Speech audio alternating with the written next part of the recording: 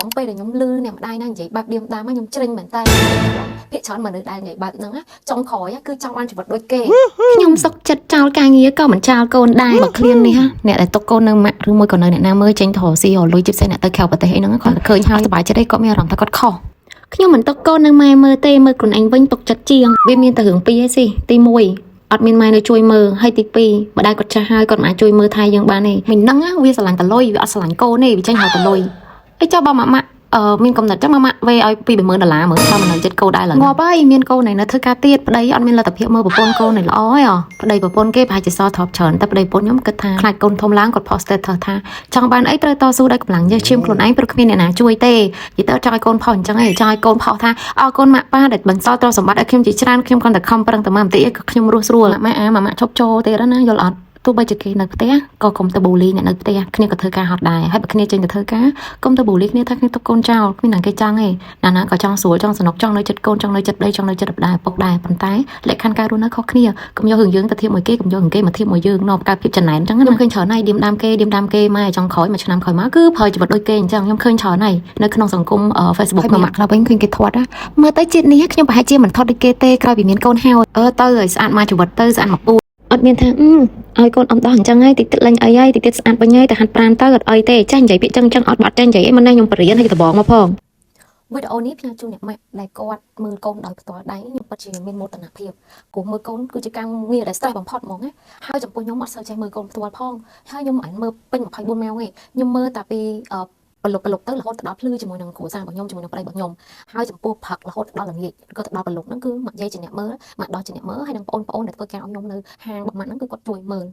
លកូន stress មែនតើខ្ញុំពិតជាមានមោទនភាពទៅកាន់អ្នកម៉ាក់ហើយជាពិសេសខ្ញុំផាត់តែស្រឡាញ់ម៉ាក់របស់ខ្ញុំដែលគាត់មើលថែខ្ញុំបានល្អណាហើយខ្ញុំរត់តែមានមោទនភាពចំពោះម្ដាយដែលគាត់បង្កើតកូនដោយខ្លួនឯងហើយគាត់មើលថែហើយត្រូវដល់ពេលវេលាដែលគាត់ចេញទៅធ្វើការរកលុយគឺគាត់ចេញទៅធ្វើការរកលុយទៀតហើយខ្ញុំក៏ចង់ផ្ញើទៅកាន់អ្នកម្ដាយមួយចំនួនដែលគាត់នៅតែផ្ទះមើលកូនធ្វើការងារផ្ទះការងារនោះខ្ញុំបញ្ជាក់ឲ្យគឺ stress ណាស់ហើយគាត់ទទួលបានលទ្ធភាពមើលថែកូនដោយស្មារតីរបស់គាត់ចេញទៅរកលុយតែម្នាក់ឯងបានថាគាត់មានលទ្ធភាពដែលមិនចាំបាច់ចេញធ្វើការឬក៏រកស៊ីអីទេគឺគាត់នៅតែផ្ទះដែលរាច់ម៉ោងអញ្ចឹងណាពួកឯងការងារមើលកូនគឺជាការងារវិលជុំរកធ្វើអីក៏មិនបានដែរទៅបូលីអ្នកម្ដាយដែលគេចេញធ្វើការរកស៊ីរកលុយដោយពាក្យមួយចំនួននិយាយបាក់ទឹកចិត្តគាត់ខ្ញុំចង់និយាយថានិយាយប៉ះម៉ាក់ណាខ្ញុំមិនដឹងទេបើនិយាយចង់ប៉ះអ្នកម្ដាយដូចជាខ្ញុំហ្នឹងគឺខ្ញុំដាក់វិញហើយខ្ញុំចង់មានន័យថាចេះបើសិនជាកម្រិតជីវភាពយើងវាធូរធារខ្លាំងហើយជាស្វាមីអាចចេញទៅរកលុយបានណាគឺល្អតែប្រពន្ធចេញទៅជួយធ្វើការងាររកស៊ីដែរដើម្បីឲ្យគ្រួសារមួយហ្នឹងកាន់តែរីកចម្រើនព្រោះនៅពេលដែលមានកូនគឺបន្ទុកធំណាស់ហើយចំសន្សំលុយចំពួកខ្ញុំសន្សំលុយមកពីនាយមកពីអាយផងអញ្ចឹងណាពួកខ្ញុំនៅមានអារម្មណ៍ថាអាចខ្វះខាតឯនេះឡើយនេះពួកខ្ញុំចង់ឲ្យកូនខ្ញុំមានអ្វីដែលល្អហើយខ្ញុំក៏សូមសរសើរដល់អ្នកម៉ាក់ដែលគាត់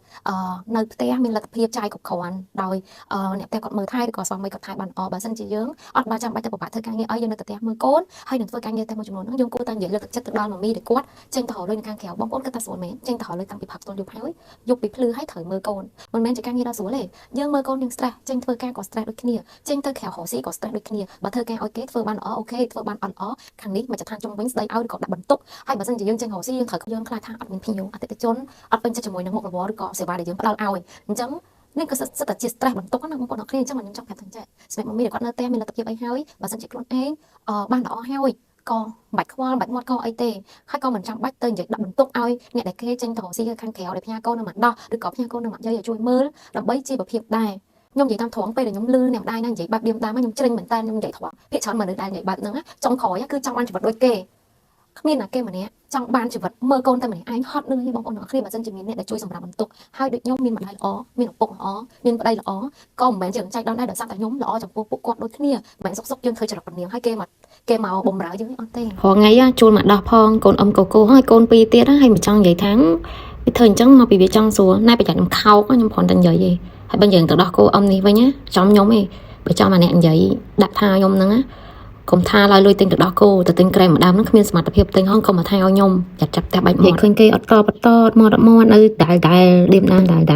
ែមនុស្សខ្លះនិយាយយើងនិយាយដាក់វិញអត់បានទេលាកនិយាយដាក់វិញមកបើមិនបកាច់ទូពិតអានេះទូពិតអានោះតែខ្ញុំអត់ខ្វល់ទេខ្ញុំត្រូវនិយាយដាក់វិញខ្ញុំអត់ឲ្យមាត់ណាគេមកនិយាយផ្លាញ់រហ័សខ្ញុំទេហងៃខ្ញុំគ្រប់សពមកបែបតប៉ែបែបផ្សំធ្វើដូចខ្លាំងអស់ចានិយាយឲ្យគេមានអារម្មណ៍ថាគេខុសហ្នឹងណាបានហើយសម្រាប់កុំដាក់គោលភ្លាមនិយាយគេភ្លាមហើយធ្លាប់ប្រាប់ឲ្យថារឿងនេះវាចែកហេតុផលបានខ្ញុំត្រូវធ្វើបែបហ្នឹង ơi công giờ rộng lọ bao nhiêu tao pe và vô pe tận này tao thấy cái họ xí ở còn lốមានសមត្ថភាពដូចខ្ញុំបាន